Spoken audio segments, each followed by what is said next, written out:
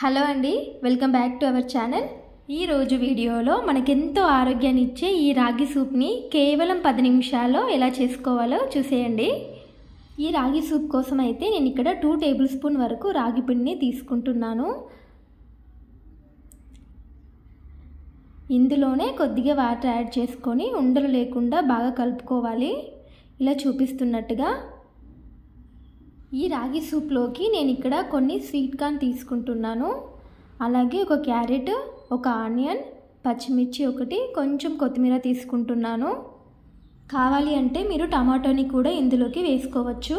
ఇలా ఇవన్నీ ప్రిపేర్ చేసుకున్నాక ఇప్పుడు స్టవ్ పైన ఒక గిన్నె పెట్టుకొని అందులోకి కొంచెం బటర్ని యాడ్ చేసుకోవాలి. కావాలి అంటే మీరు ఇక్కడ నెయ్యిని కూడా వేసుకోవచ్చు.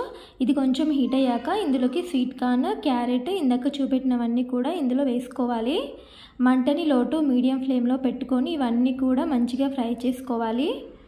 ఇలా ఇవన్నీ కూడా కొంచెం ఫ్రై అయినాక ఇందులోకి వాటర్ని యాడ్ చేసుకోవాలి. ఇలా వాటర్ అంతా కూడా మరిగి ఇలా పైకి వచ్చినప్పుడు ఇందులోకి మనం కలిపి పెట్టుకున్న రాగి మిశ్రమాన్ని ఇందులో కొద్ది కొద్దిగా వేసుకోవాలి. ఉండలు ఫామ్ అవ్వకుండా ఇలా చూపిస్తున్నట్టుగా కలుపుకోవాలి. చూసినట్టయితే ఈ సూప్ కొంచెం చిక్కగా అనిపిస్తుంది. ఇందులోకి మరికొన్ని వాటర్ని యాడ్ చేసుకుంటున్నాను.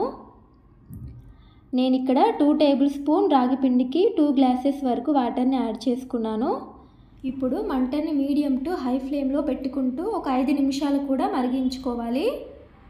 ఇలా ఒక 5 నిమిషాలు అయినాక దీంట్లో సరిపడినంత సాల్ట్ వేసుకోవాలి. ఇందులోకి కొంచెం సాల్ట్ సరిపోతుంది, ఎక్కువ అవసరం లేదు, చూసుకుంటూ వేసుకోండి. ఇలా ఒకసారి కలుపుకోవాలి. ఈ సూప్ అనేది చల్లారితే చిక్కగా అయిపోతుంది. ఈ సూప్ కన్సిస్టెన్సీ అనేది మరీ పల్చగా కాకుండా చిక్కగా కాకుండా ఇలా చూపిస్తున్నట్టుగా మీడియంలో ఉండాలి. స్టవ్ ఆఫ్ చేసుకొని ఇప్పుడు వేరొక బౌల్లోకి ట్రాన్స్ఫర్ చేసుకోవడమే. ఇప్పుడు ఈ రాగి సూప్ని వేడిగా తాగితే చాలా బాగుంటుంది. ఒకసారి మీరు కూడా ట్రై చేసి ఎలా వచ్చిందో కామెంట్ బాక్స్లో కామెంట్ చేయండి.